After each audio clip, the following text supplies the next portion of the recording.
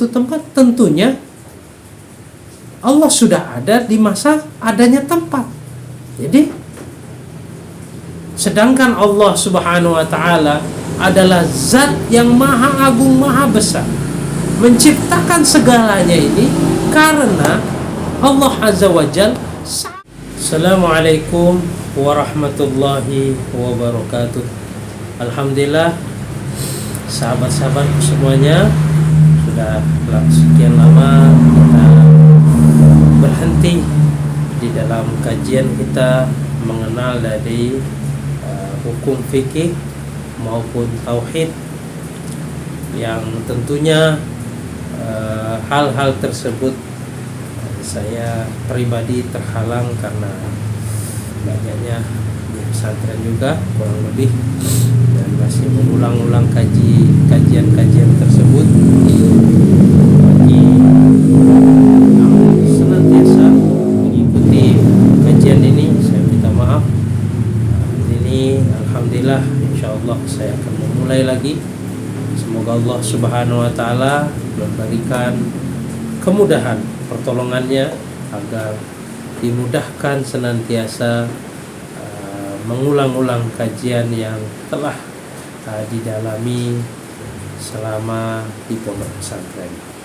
Tidak ada lain, saya berharap agar kajian tersebut saya ulang-ulang di sini menambah dari wawasan saya pribadi, dan bagi teman-teman yang mendengarkan, semoga Allah Subhanahu wa taala limpahkan kebaikan-kebaikan, limpahkan pengetahuan-pengetahuan sehingga mudah untuk mendapatkan ridho Allah Subhanahu wa taala. Jika kita menceritakan tentang rahmat, Allah Subhanahu wa taala sangat merahmati seluruh makhluk. Hanya saja kita ini perlu latihan untuk memahami dari ridhonya Allah, rahmatnya Allah, tentunya dengan di dalam kajian fikih dan tauhid yang telah kita bahas selama ini. Alhamdulillah, saat ini Allah berikan lagi saya kekuatan agar mengulang-ulang lagi kajian-kajian tersebut. Semoga kajian ini sangat-sangat bermanfaat untuk diri saya pribadi dan kepada teman-teman.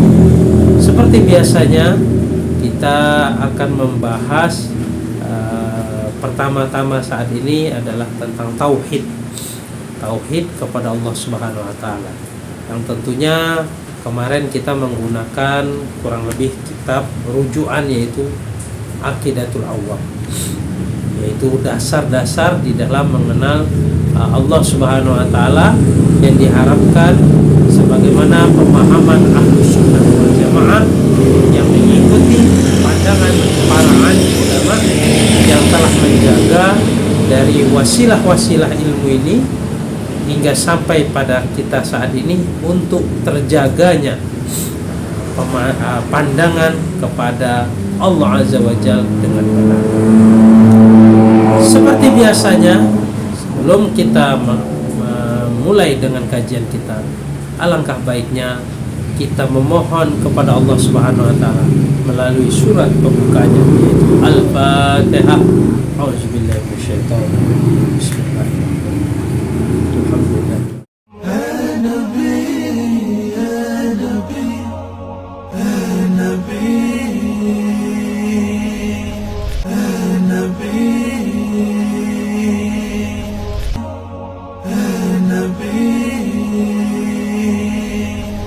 Alhamdulillah, sahabat-sahabatku semuanya, dimanapun Anda berada.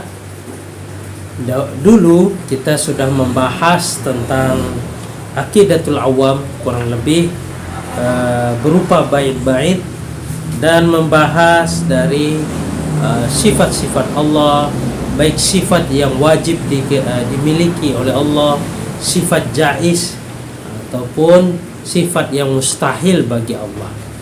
Kurang lebih sifat tersebut dirangkum menjadi 50 sifat wajib diketahui. Kurang lebihnya juga 5 dari sifat Nabi dan Rasul. Dan alhamdulillah pada saat ini kita akan memulai kajian ini lagi. Alangkah baiknya saya bercerita apa sih manfaat dari kita mengkaji dari kitab tauhid ini. Jadi manfaatnya adalah untuk membenahi dari hati kita, akal kita, agar sesuai dengan harapan para alim ulama yang berusaha menjaga dari ilmu agama ini, mengikuti dari baginda Nabi Muhammad SAW dan para sahabatnya. Biasa dikenal dengan ahlus sunnah wal jamaah, yaitu sunnah itu sendiri adalah Rasulullah SAW, wal jamaah adalah para sahabatnya Rasulullah SAW. Dulu Rasulullah SAW mengajari para sahabat mungkin tidak sedemikian bagaikan kita di dalam mempelajari ilmu agama, karena Allah Subhanahu wa Ta'ala telah memberikan kecerdasan yang tentunya kepada para sahabat-sahabat dahulu, yang mana beliau mendengar dari baginda Rasulullah SAW satu ayat, beliau pun langsung mengingatnya dan menghafalnya. Begitu juga dengan hadis yang disampaikan oleh Rasulullah SAW. Dengan kehati-hatian para sahabat pun telah menulis hal tersebut di lembaran-lembaran ataupun lembaran kulit ataupun di pelepah-pelepah kurma, untuk menjaga dari antara hadis maupun Al-Quran. Wallahu alam. Kurang lebih demikian. Namun berjalannya waktu, Rasulullah SAW telah wafat. Kemudian karena Rasulullah SAW telah meninggal dunia, maka estafet ini pun dilanjutkan oleh khalifah yang pertama, yaitu Sayyidina Abu Bakar radhiyallahu anhu. Yang tentunya Sayyidina Abu Bakar radhiyallahu anhu adalah orang yang bersungguh-sungguh juga di dalam perintah Allah, di dalam suatu jalan yang dijalani oleh baginda Nabi Muhammad sallallahu alaihi wasallam. Namun di sini ada tambahan, mungkin di masa Rasulullah SAW pemerintahan beliau tidak ada menyimpan harta untuk pembenahan dari Madinah dan lain sebagainya. Dan Rasulullah SAW sangat dermawan pada saat itu, dan beliau berusaha penuh bagaimana menunjukkan diri beliau, yaitu memiliki akhlak. Tentunya itu sudah disebutkan juga di dalam berbagai hadis bahwa tidaklah perkara yang ada dengan Rasulullah adalah wahyu yuha, semuanya itu dari wahyu, ataupun disebutkan beliau bergerak, beliau berbuat itu pun dari suatu perintah Allah Subhanahu wa Ta'ala. Sehingga di dalam sebuah hadis pun ada yang menjelaskan dari ibunda kita Aisyah radhiyallahu an, yang tentunya ditanya oleh para sahabat pada saat itu, "Wahai Aisyah, bagaimana akhlak Rasulullah?" Maka Aisyah pun menjawab, "Apakah engkau membaca Al-Quran?" Maka para sahabat mengatakan iya.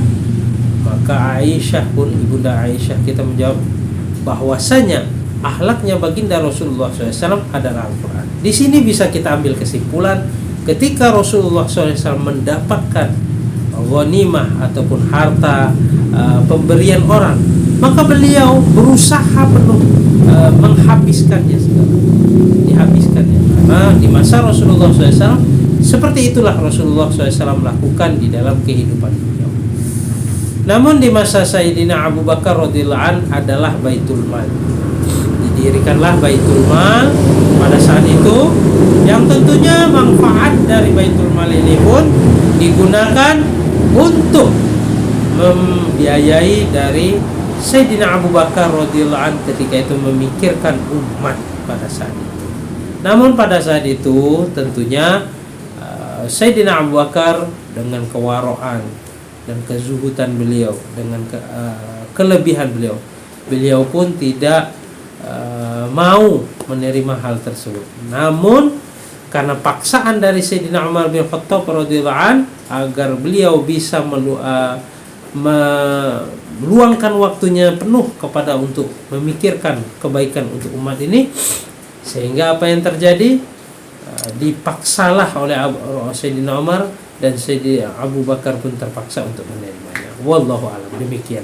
Namun ada cerita yang sangat luar biasa, bahwasanya Sayyidina Abu Bakar radhiyallahu an telah mengorbankan kebunnya melalui Aisyah. Disampaikan, wahai Aisyah, jika ayahmu ini sudah meninggal dunia, hendaklah engkau memberikan ke Baitul Mal harta yang telah ayah miliki, mengganti dari segala apa yang ayah terima dari Baitul Mal. Wallahu a'lam. Sehingga Sayyidina Umar mengatakan, sungguh Abu Bakar radhiyallahu anhu tidaklah memberi celah untuk seseorang pun mengikuti dari jejak Sayyidina Abu Bakar radhiyallahu anhu. Dan berjalan waktu, Abu Bakar meninggal dunia, dilanjutkan estafet tersebut oleh Sayyidina Umar bin Khattab radhiyallahu anhu. Kita membahas ini kurang lebih untuk mengenal apa yang menyebabkan dari pentingnya tauhid ini, pentingnya mengenal dari apa yang telah kita kaji. Di masa Sayyidina Umar bin Khattab radhiyallahu anhu pun ada pengembangan. Di masa Sayyidina Abu Bakar ada Baitul Mal, dan bahkan juga di saat itu Sayyidina Abu Bakar dengan dorongan Sayyidina Umar radhiyallahu anhu, bahwasanya pada saat itu banyak sekali orang-orang yang menghafal Al-Quran, ataupun di kalangan para sahabat yang menghafal Al-Quran itu meninggal dunia pada saat pertempuran. Sehingga dengan dorongan Sayyidina Umar untuk Sayyidina Abu Bakar radhiyallahu anhu sudi memberikan izinnya untuk penulisan Al-Quran, dengan berat hati tentunya, dengan pertimbangan yang begitu banyak, karena hal tersebut tidak pernah dilakukan ataupun diperbuat oleh Rasulullah SAW, dan itu pun dilontarkan oleh Sayyidina Abu Bakar kepada Sayyidina Umar, bahwasanya hal tersebut tidak pernah dilakukan oleh Rasulullah. Namun Sayyidina Umar memberikan pandangan bahwasanya ada maslahat yang begitu besar agar ditulisnya Al-Quran. Maka sehingga saat itu juga dipanggillah kurang lebih sahabat Zaid dan lain-lain sebagainya untuk menulis dan mengumpulkan Al-Quran di dalam suatu catatan. Wallahu a'lam, demikianlah. Di masa Sayyidina Umar bin Khattab radhiyallahu anhu pun telah bertambah dan banyak lagi. Dan di dalam hadis, suatu hadis di Imam Bukhari kurang lebih kalau nggak salah, bahwasanya Imam Bukhari di situ hadis tersebut menjelaskan akan terbukanya fitnah bagi pada saat itu, yang tentunya jika Sayyidina Umar bin Khattab radhiyallahu anhu meninggal dunia. Maka betul ketika Sayyidina Umar bin Khattab radhiyallahu anhu dibunuh oleh Abu Lu'lu' di saat sholat. Kalau tidak salah, saya meyakini ini tidak salah, yaitu dari sholat ketika subuh. Ketika sholat subuh, karena di masa dahulu tidak ada lampu dan masih menggunakan api yang sebagai penerangan. Dan dibunuhnya Sayyidina Umar bin Khattab radhiyallahu anhu pada saat itu kurang lebih beberapa tusukan dari punggung beliau yang menyebabkan beliau pun meninggal. Dan akhirnya terjadilah banyak fitnah pada saat itu. Muncullah sebagian orang yang berpandangan Khawarij, muncullah sebagian orang yang berpandangan selain itu, bisa juga disebut dengan Syiah dan lain-lain sebagainya, yang menyebabkan pada saat itu pun banyaknya pertumpah darahan antara saudara seiman pun pada saat itu. Begitulah fitnah yang ketika itu setelah Sayyidina Umar bin Khattab radhiyallahu anhu wafat, disambut dengan estafetnya yaitu Sayyidina Utsman bin Affan, dan beliau pun terbunuh pada saat itu, dan dilanjutkan oleh Sayyidina Ali bin Abi Thalib radhiyallahu anhu. Namun pada saat itu ada berbagai pandangan, tentunya dengan Ibunda Aisyah dan lain sebagainya. Wallahu alam. Dengan kehati-hatian kita tidak menceritakan di sini karena kita lagi membahas bagaimana kok kita membahas tauhid ini apa toh kegunaan dan penting. Pada saat itu pun berjalan waktu, berganti tahun, berganti bulan, banyaknya orang-orang yang telah memeluk agama Islam, tentunya dari Persia, Romawi dan lain sebagainya. Dan mereka pun banyak membawa bahasa dan lain-lain dari kultur mereka yang menyebabkan ilmu ini pun dicatat oleh para alim ulama untuk terjaganya. Bahkan pada saat itu ilmu bahasa Arab pun dicatat karena banyaknya bahasa-bahasa yang telah tercampuri oleh bahasa saat ini, yang tentunya umat Islam pada saat itu sangat banyak, bukan dari negara Arab saja. Wallahu a'lam.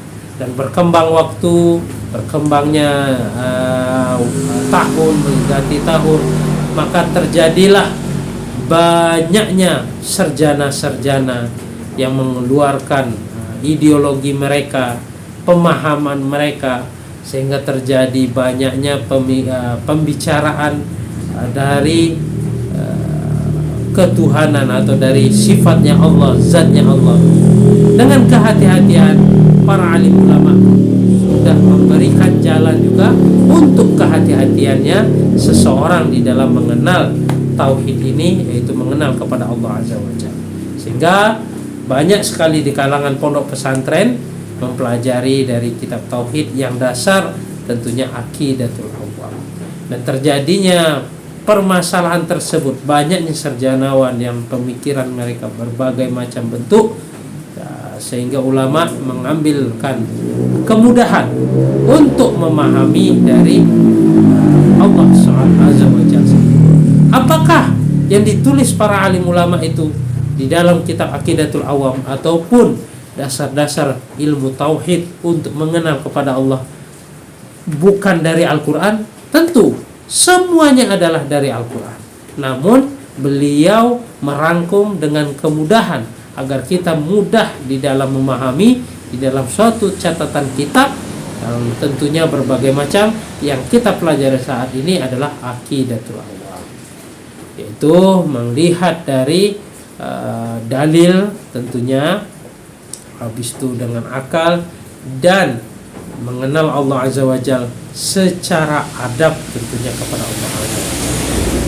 Di sini bisa kita ketahui banyaknya dari munculnya pemikiran-pemikiran tersebut, tentu ada berbagai pemikiran orang-orang yang tidak memiliki adab kepada Allah Azza wa Jalla sebagai yang menciptakannya, sebagai yang memeliharanya, sebagai yang memberi jaminan kehidupannya di dunia. Semuanya terjamin oleh Allah Azza wa Jalla.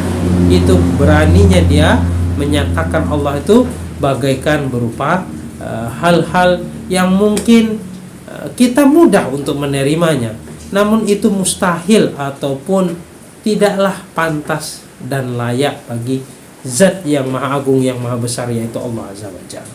Sebagaimana yang perlu kita ketahui, pemahaman yang biasa sering disebut Wahabi ataupun yang lain-lain sebagainya, yang mungkin tidak dengan kehati-hatiannya sehingga menyebabkan banyaknya umat kebingungan, dan dia pun menguatkan dengan klaimnya, yaitu pemandangan manhaj salaf.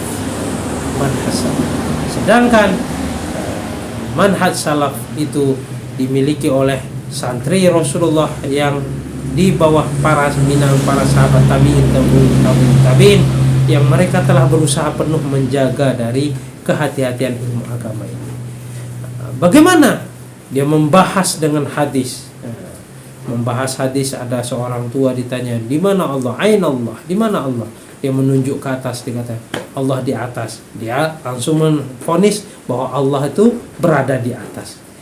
Ini suatu hal yang tidak bisa kita terima ya sahabat-sahabatku semuanya, bahwasanya jikalah Allah di atas, tentu Allah butuh kepada suatu tempat yang berada di atas. Nah, begitu. Lalu Allah di mana? Laisa kamitslihi syai'un fahuwas sami'un basir. Tidak ada satupun yang bisa menyerupai dan menyamai Allah. Fahuwas sami'un basir, dan bahwa Allah Maha mendengar dan Maha melihat. Inilah kehati-hatian kita. Bagaimana jika Allah butuh tempat? Tentunya Allah sudah ada di masa adanya tempat. Jadi sedangkan Allah Subhanahu wa taala adalah zat yang maha agung, maha besar, menciptakan segalanya ini karena Allah Azza wa Jal sangat tidak ada batasnya. Mahanya maha besar, maha agung, maha memberi rezeki, maha kasih sayang, maha semuanya, tidak ada batasnya yang dimiliki oleh Allah Azza wa Jalla. Sehingga di dalam suatu pandangan alim ulama mengatakan Allah sendiri itu belum tampak dari kehebatan Allah. Saya belum tampak di sini. Sebelum Allah menciptakan dari bumi dan yang telah diciptakan oleh Allah, itu tidak tampaklah kebesaran Allah. Ketika Allah ciptakan semuanya, itulah tampak dari keagungan dan kebesaran Allah Subhanahu wa taala. Berarti Allah butuh dengan yang tempat? Bukan. Allah hanya menunjukkan keagungan dan kebesarannya, dan tidak sedikit pun membutuhkan apa yang diciptakan. Sehingga ada ulama mengatakan, andaikan seluruh manusia tidak mentaati Allah, tentu tidaklah mengurangi dari kehebatan Allah. Ini menunjukkan tidak ada batasnya. Jika Allah di atas itu terbatasnya. Itulah sehingga para ahlu sunnah wal jamaah tidak menyatakan demikian, bahwa Allah bila kaifin wala misal, bila harfin wala sautin, Allah itu tidaklah bertempat, Allah itu tidak butuh dengan suara, tidak butuh dengan kalimat. Toh kalaulah Al-Quran tercatat dengan kalimat-kalimat dengan bahasa Arab, itu untuk memudahkan agar kita mengenal dari Allah Subhanahu wa taala, dan Allah tidak sedikit pun membutuhkan huruf maupun suara. Ada kalimat kata kun fayakun, jadi maka jadilah. Begitulah Allah menciptakan, bukan berarti Allah butuh dengan huruf dan suara tersebut. Wallahu alam. Inilah sering kenapa terjadinya orang-orang tidak menerima dari kajian-kajian, mungkin orang-orang yang suka meletakkan Allah bagaikan tasbih atau penyerupaan. Allah turun dari langit. Itu bukan, jadi seakan-akan karena yang namanya terbentuk ataupun yang membutuhkan waktu, membutuhkan zaman, makan dan lainnya, itu ada suatu kelemahan di balik hal tersebut. Bagaimana Allah? Ya, kita berhenti. Laisa kamitslihi syai'un fahuwas sami'un basir. Bagaimana Allah? Tidak bisa kita bayangkan bagaimana keagungan Allah, bagaimana ini baru keagungan Allah. Kalaupun turun itu keturunnya rahmat Allah, bukan berarti Allah turun bagaikan raksasa dan lainnya. Nauzubillah min dzalik. Jangan sekali-kali kita Allah membentangkan, jadi kita membayangkan tangan, la haula. Pokoknya kita tidak bisa membayangkan dari hal tersebut, karena Allah Subhanahu wa taala maha dari segala-galanya. Inilah tujuan kajian kita tentang tauhid. Bagaimana tentang fikihnya? Untuk membenahi dari diri kita agar kita ini selamat dari langkah-langkah kita di kehidupan dunia, dan semoga Allah Subhanahu wa taala jadikan kita, yaitu seorang santri ataupun pelajar di dalam ilmu agama ini, walaupun sedikit banyaknya kita masih banyak kekurangan. Sehingga apabila kita belajar lagi, yang kita harapkan agar rahmat Allah betul-betul banyak tercurahkan kepada diri kita pribadi, dan kita pun selamat di yaumul hisab dan melalui dari apa-apa rintangan yang akan kita terima pada yaumul hisab. kelak. Semoga apa penjelasan hari ini dari yang memulai dari tahap kajian kita ini memberikan kemudahan dari diri saya pribadi untuk senantiasa mengupload video untuk kajian ini. Dan jangan lupa kalian berilah komentar yang positif agar saya terbantu untuk mendalami lagi kajian ini, agar kita betul-betul sama-sama mendapatkan pertolongan Allah dan diselamatkan dari azab Allah dan dibantu dari segala hal untuk memahami sesuai yang diharapkan oleh Rasulullah SAW dan santrinya, yaitu para sahabat. Wabillahi taufiq wal hidayah. Assalamualaikum warahmatullahi wabarakatuh.